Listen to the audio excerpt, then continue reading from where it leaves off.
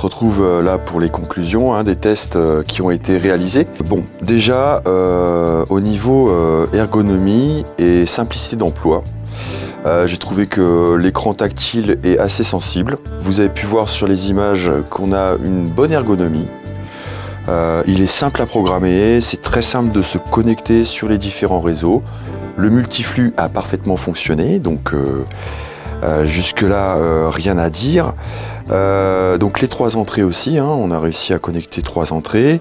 Le mixage se fait vraiment très facilement. Donc tout ça, c'est vraiment très très simple d'emploi. Côté positif aussi, c'est la qualité du flux de sortie pendant le live. J'ai trouvé que on avait de bonnes résolutions à l'encodage. Après, j'ai pas pu pour l'instant aller chercher la limite sur des réseaux vraiment très petits avec très peu de barres en 4G. Donc ça, c'est des choses que je vais continuer à tester parce que j'adopte le YOLOBOX. Alors malgré ses défauts, pour l'instant, j'ai pas trouvé comment avoir une lecture vidéo fluide depuis une carte mémoire, parce que vous avez vu pendant le test qu'on peut envoyer aussi une vidéo depuis la carte mémoire pendant le live. Mais bon, pour l'instant, les lectures sont pas très fluides. On a eu 2 petits plantages quand même pendant un live. En revenant justement d'une lecture vidéo, paf, on est revenu sur la page d'accueil du YOLOBOX. On a pu relancer le live, pas de souci, mais... YOLOBOX. YOLOBOX, ouais. Donc autre petit défaut aussi, c'est dommage, on ne peut pas mixer les différentes entrées. C'est soit entrée ligne, soit HDMI 1, soit HDMI 2. On peut forcer l'un ou l'autre ou lui demander de le faire en automatique.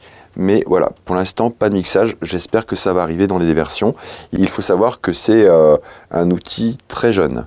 Autre défaut assez notoire, autre défaut qu'il faut noter aussi, c'est que l'interface pour l'instant est uniquement en anglais et le clavier de saisie est uniquement en QWERTY. Autre chose aussi, c'est l'alimentation qui a été livrée pour recharger la batterie en interne. Qui notamment en passant a quand même une bonne résistance. On va pouvoir utiliser le YOLO pendant le YOLOBOX pendant 3 heures, 3 heures et demie sans aucun souci.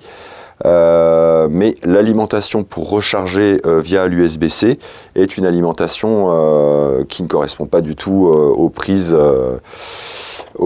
européennes et française. Mais bon, voilà, moi j'ai pallié au problème en branchant une alim de smartphone, parce que c'est un micro USB vers USB normal, donc je pense qu'aujourd'hui on dispose tous de ça. Mais bon, voilà, c'est à noter. Concernant,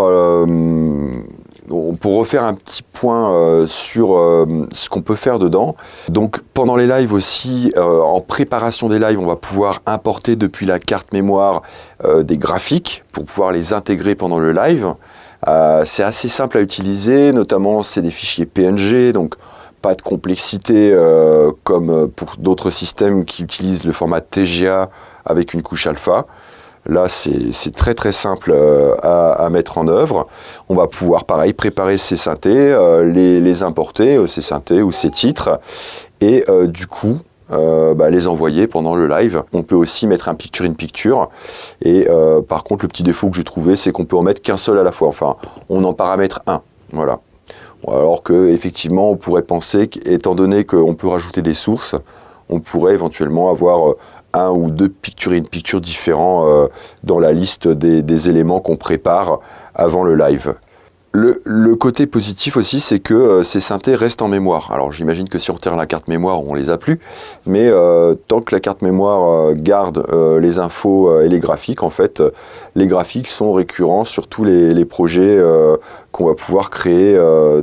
Honnêtement, je pense que voilà, ce produit est très jeune, il souffre encore de quelques défauts, mais pour pouvoir réaliser des lives hyper facilement en mobilité, voilà, c'est vraiment un outil hyper efficace qui prend pas de place. Il faut aussi prendre en compte le tarif de cet outil qui va aussi voilà, proposer du multistream et pas mal de choses assez sympathiques.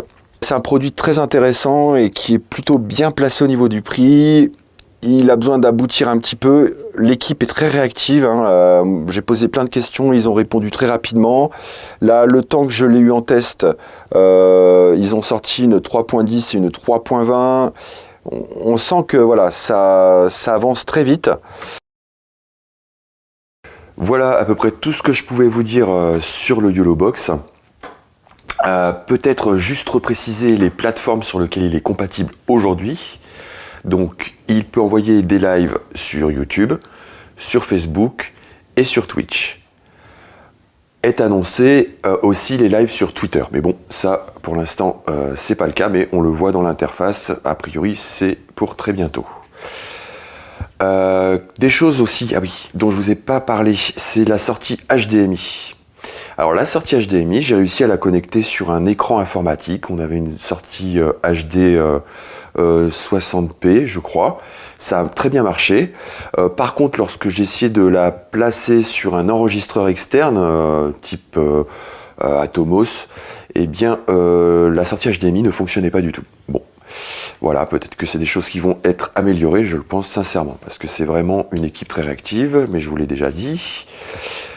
Autre chose qui est annoncée aussi, c'est l'enregistrement sur la carte mémoire. Alors oui, ça fonctionne, mais alors il ne faut pas espérer enregistrer du Full HD très peu compressé. En fait, le fichier enregistré, en fait, c'est le flux que le YOLOBOX envoie.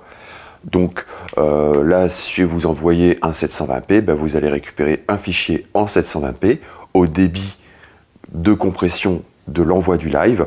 Donc ça fait une sauvegarde, c'est sûr, en cas de saute du réseau. Mais bon, c'est pas un enregistrement HD ou 4K qu'on peut espérer par rapport à un vrai enregistreur. Voilà, c'est pas fait pour ça, quoi, grosso modo. Oui. D'autres choses, moi c'est vrai que dans ma tête je m'étais dit ah bah tiens en plus ça va faire écran, donc on va avoir des scopes pour éventuellement contrôler la vidéo. Alors non, pas du tout, c'est pas fait pour ça, c'est vraiment un outil pour réaliser des lives. Et à ce propos, je ne vous en ai pas parlé non plus, il permet aussi d'avoir le retour sur l'écran. On a l'interface qui se divise en deux, et sur l'écran, la partie de droite, on a un onglet qui permet de voir en direct les commentaires postés par les internautes qui regardent votre live. Et ça c'est très bien. Bon, le seul truc qu'on voit pas, c'est les gifs et tout ça. Si quelqu'un vous fait un coucou avec un gif, ça marchera pas. Donc ça c'est très intéressant. C'est des choses dont j'ai pas parlé là, mais on les voit bien pendant les lives qu'on a réalisés avec Antoine Mahé qui était en stage. Et du coup, je vous invite vraiment, si ce produit vous intéresse, à aller voir les lives. Parce qu'il y a plein d'autres choses. C'est un produit qu'on a découvert aussi en travaillant sur les lives. Donc vous aurez plein d'informations. En plus, on avait fait une mise en place qui permettait de voir, d'avoir un retour de l'écran pendant le direct. Donc on ne l'a pas en permanence, mais j'y reviens assez souvent. Donc allez voir les lives si ça vous intéresse. Chers repères-nautes, je vous invite donc aussi à commenter cette vidéo ou les articles du repère concernant celle-ci. Et si vous avez envie de tester du matériel, que ce soit une caméra, un appareil photo, du matériel audio, de la stabilisation, ou autre chose qui concerne l'univers audiovisuel, eh bien, n'hésitez pas à écrire au repère, nous vous répondrons avec grand plaisir. Et voilà, nous pourrons échanger autour de ce matériel et autour du test que vous pourriez éventuellement effectuer. Chers repères-nautes, pour moi il est temps de vous laisser. À très vite. Bonne continuation à toutes et à tous. Au revoir.